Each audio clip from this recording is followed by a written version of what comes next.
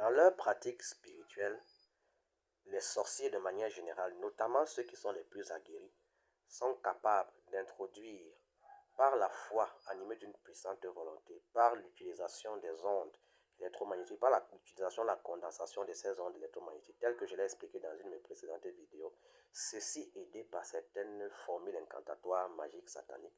Ces sorciers sont capables d'introduire leur corps physique dans le monde astral, leur corps de chair et de sang dans le monde astral, pour pouvoir voyager d'un point à un autre, d'un pays à un autre, d'une dimension à une autre. Une fois là-bas, ils sont capables de faire beaucoup de choses en ayant déjà utilisé la condensation des ondes électromagnétiques et puis se servant d'un certain nombre de formules magiques, de formules incantatoires. Généralement, c'est de minuit à 3 heures du matin que ces opérations se déroulent, que ces sorciers profitent véritablement de la condensation importante de ces ondes électromagnétiques à ces heures-là pour réaliser leur pratique spirituelle. Ça, c'est de manière générale qu'ils le font. Ils sont capables d'entrer donc avec leur corps de chair et de sang dans le monde spirituel, dans le monde subtil, dans le monde de l'invisible, se transformer en ce qu'ils veulent par le processus de métamorphose, aller d'un point à un autre, transformer n'importe quel objet en un véhicule spatio-temporel pour leur permettre de voyager et d'aller là où ils veulent arriver, d'atteindre leur cible, de pouvoir frapper leur cible, d'entrer dans l'environnement de leur cible, de pouvoir commettre leur forfait, vampiriser, tuer, tout ce que vous voulez, et pouvoir quitter de là-bas sans être inquiété pour repartir vers d'autres horizons pour commettre un certain nombre d'autres forfaits. Une fois qu'on est dans le plan astral, dans le plan de la dimension subtile, il suffit d'imprimer fortement sa pensée avec l'imagination créatrice pour transformer n'importe quoi en ce que nous voulons. C'est pourquoi vous entendez souvent que des sorciers, on a aperçu un sorcier voyageant sur un balai, on a aperçu un sorcier ou des sorciers ou un groupe de sorciers voyageant dans une boîte de sardines, dans une boîte d'allumettes ou sur une bûchette même d'allumettes. Peu importe ce qu'ils utilisent, il suffit qu'ils impriment l'énergie créatrice de la pensée pour qu'ils transforment cette chose, cet objet en un véhicule spatio-temporel par l'imagination créatrice. Ils peuvent donc aller d'un point à un autre. L'espace horaire de minuit à 3 heures, dont j'ai parlé dans une de mes précédentes vidéos, est un moment de condensation électromagnétique importante. Et les sorciers se servent généralement de ce temps pour pouvoir réaliser leur processus spirituel, pour pouvoir réaliser leur forfait. C'est pourquoi cet espace horaire, cette tranche horaire est un espace de combat, un espace de guerre qui demande de la vigilance et de l'éveil. C'est pourquoi il ne faut pas beaucoup dormir entre minuit et 3 heures du matin. Il faut être dans la prière pour profiter également de la condensation des ondes électromagnétiques, mais les élever à un niveau supérieur, de telle sorte que le sorcier qui se trouve déjà dans le plan subtil, dans le monde de l'esprit, ne puisse pas entrer dans votre environnement de vie. Bien que vous l'ayez déjà sécurisé avec un certain nombre de choses, vos prières, en tout cas pour ceux qui sont analysés quand ils ont la prière de leur ange gardien, cela crée automatiquement autour d'eux un dôme de protection qui fait que les sorciers ne puissent pas arriver à pénétrer leur environnement, leur demeure, leur maison. Mais pour ceux qui ne possèdent pas la prière de leur ange gardien, qui ne possèdent pas certaines clés spirituelles pour se défendre, il est important de toujours être dans la prière vers 16 heures afin de profiter de la condensation des ondes électromagnétiques importantes entre minuit et 3 heures du matin pour beaucoup prier, de telle sorte que un dôme de protection se crée autour de votre environnement. Il ne permet donc pas à ces sorciers d'une certaine nature d'entrer chez vous, de vous tuer ou de vous vampiriser ou de vous faire n'importe quoi, de commettre n'importe quel type de forfait. Parce qu'une fois qu'un sorcier est capable d'entrer dans la dimension spatio-temporelle, dans le monde de l'invisible, traverser les murs de sa chambre et entrer, il peut entrer chez vous, traverser également les murs de votre chambre pour venir vous tuer, pour venir faire ce qu'il veut de vous, pour venir vous abuser de vous sexuellement. Les gens vont penser en vivant ce genre d'expériences négatives, néfastes qu'ils sont en train de vivre des couches de nuit. Pourtant, le sorcier est entré dans leur maison physiquement. Il a entré, il a traversé le mur, il est entré dans votre maison et il a fait de vous ce qu'il veut. Donc, vraiment, entre minuit et 3 heures, soyez en éveil, priez beaucoup pour que autour de votre maison, le dôme de protection se crée et empêche donc que ces sorciers puissent entrer chez vous. Comment est-ce qu'ils procèdent pour se déplacer ainsi, quitter le monde physique pour entrer dans le monde de l'esprit? Généralement, c'est vers minuit. Le sorcier se met nu et il profite de la condensation de ces ondes électromagnétiques, étant couché dans sa chambre, en utilisant sa force mentale, son énergie créatrice mentale. Il l'utilise avec la foi et la volonté et en procédant à certaines incantations magiques à ces heures-là, ou en utilisant certaines écorces dont je ne parlerai pas ici parce que ça ne vous sera d'aucune utilité, en utilisant certaines écorces ou en faisant appel à certains esprits de la nuit, ce qu'on appelle encore des djinns, certains djinns, pour les plonger dans un état où ils pourront entrer avec leur corps physique de chair et de sang dans le monde électromagnétique. Généralement, quand le moment arrive où ils sentent qu'ils peuvent entrer dans le monde physique, ils vont ressentir comme si leur corps est en train de gonfler, comme si leur corps devient comme un ballon.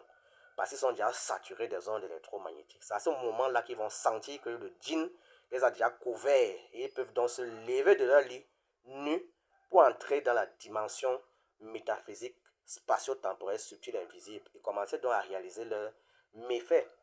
Là-bas, le sorcier peut devenir ce qu'il veut. Il peut se transformer en ce qu'il veut. Il peut voyager d'un point à un autre. Il peut aller d'un pays à un autre. Il peut aller d'une ville à une autre. Il peut faire exactement ce qu'il veut. Et par la pensée, il peut transformer une boîte d'allumettes en un avion, une boîte de sardines en un avion. Et généralement, lorsque des accidents, entre guillemets, se produisent dans le voyage de ces entités sataniques, de ces sorciers, lorsqu'il leur arrive un désagrément au cours de leur voyage spatio-temporel, vous les voyez généralement de manière subite et soudaine, ils sortent, parce que c'est un choc électromagnétique, c'est un choc électrique. Généralement, lorsqu'ils se retrouvent dans une zone où les gens sont en train de prier de manière forte, ça fait comme un court-circuit dans leur voyage. Et subitement, ils tombent de là où ils se trouvent pour se retrouver une fois dans la dimension physique, mais nus. C'est pourquoi on les trouve souvent nus. Parce qu'ils sont quittés de leur domicile, ils sont quittés de leur point de rencontre exactement nus, comme s'ils allaient à une orgie, à un sabbat. Ils sortent nus et ils se mettent à voyager dans cette dimension en étant dans cet état. Donc quand généralement vous les trouvez nus, c'est parce qu'ils sont quittés de chez eux en étant dans cet appareil vestimentaire physique. Ils sont nus. C'est pourquoi on les trouve souvent nus généralement. Donc quand il y a un choc, un court-circuit électromagnétique, leur voyage s'arrête subitement et ils tombent. Et vous les trouvez généralement dans les toitures, totalement hébétés à gare. Parfois le regard totalement blanc parce que leur entité n'est pas encore revenue en elle-même. Certains même parfois sont obligés, pour ne pas chuter, s'il y a un bananier dans le coin, parce que c'est aussi un secret qu'on leur donne dans le monde satanique, il faut qu'ils s'accrochent à un bananier pour pouvoir revenir rapidement à eux-mêmes et s'échapper. Donc généralement quand un sorcier tombe comme ça, si vous voyez là où il est tombé, ne lui permettez pas d'attraper un bananier, parce que dès qu'il pourra attraper un bananier, il va retrouver rapidement les forces pour quitter de là où il se trouve, bondir à nouveau et s'échapper. On a eu ce cas une fois ici. Généralement, ça anime beaucoup les faits divers ici au pays. On a eu cela une fois. Un individu a eu un court-circuit dans son voyage spatio-temporel. Il est tombé. Il n'avait même pas encore véritablement repris sa forme normale. Il ressemblait à un jeune homme. Il a fait un bond extraordinaire pour s'accrocher à un bananier qui était dans le coin.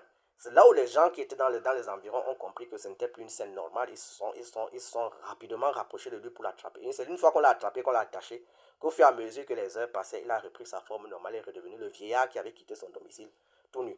Donc, cette chose existe. Ce dessin que vous voyez souvent des gens avec des balais, c'est des choses qui existent. Il y a beaucoup de choses entre minuit et 3 heures du matin qui se passent dans le monde spatio-temporel, dans le monde de métaphysique. C'est pourquoi étant considérés comme des heures de combat, priez beaucoup durant ces heures. Et pour ceux qui sont analysés, qui ont leur prière à leur âge gardien, vraiment priez beaucoup, priez pour ceux qui sont autour de vous, de telle sorte qu'à ces heures-là, ces sorciers ne puissent pas entrer chez vous, ne puissent pas véritablement venir vous voler vos énergies, s'en prendre à vous, s'en prendre à vos proches, ou commettre des forfaits dans votre environnement. Il existe certainement des écorces. La nature, il y a beaucoup de choses dans la nature, mais je n'en parlerai pas, je ne donnerai pas ces écorces particulières qui permettent à la conscience de se détacher du corps physique et d'aller dans les voyages métaphysiques. Ça ne vous aidera pas parce qu'en réalité, le plus important, c'est de travailler sur soi-même, de se libérer de son surmoi, de se libérer de ses névroses. Et une fois que la conscience est totalement libre, il est plus évident de se connecter plus facilement au monde subtil, au monde métaphysique. Donc, beaucoup de choses se passent dans la nuit. Beaucoup de choses se passent dans le monde métaphysique.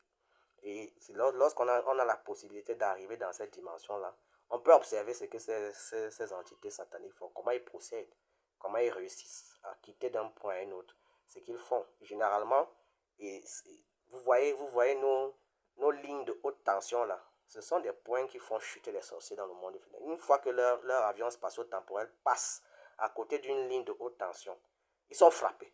Généralement, les sorciers ils évitent tous les endroits quand ils volent là.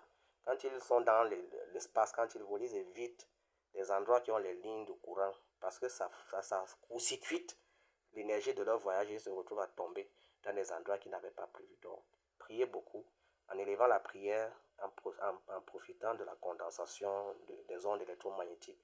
Dans ces heures-là, vous avez la certitude d'avoir le pouvoir de déjouer, de perturber l'équilibre du voyage de ces entités. Et ceux-ci ne pourront plus venir garder sur vos toitures et faire un bruit énorme. Parce qu'il y a des gens qui entendent souvent des bruits énormes sur leur toiture parce que leur toiture est devenue un aéroport où les sorciers viennent atterrir, décoller pour aller faire leurs choses. Parce que chez eux, ils ne prient pas.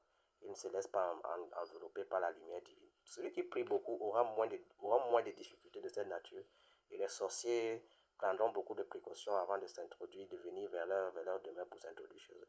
Donc je exhorte les uns et les autres à beaucoup prier, notamment à ces heures-là. Ça va leur permettre vraiment de condenser les forces électromagnétiques autour de leur demeure et d'empêcher que ces sorciers puissent entrer chez eux. Même s'ils utilisent des forces d'une autre nature, même s'ils utilisent des djinns, même ils ont quel type de transport spatio-temporel, ils ne pourront pas arriver chez vous, ils ne pourront pas entrer chez vous, tant que vous restez éveillés, tant que vous priez. Que Dieu nous protège tous de ces entités malveillantes et perverses.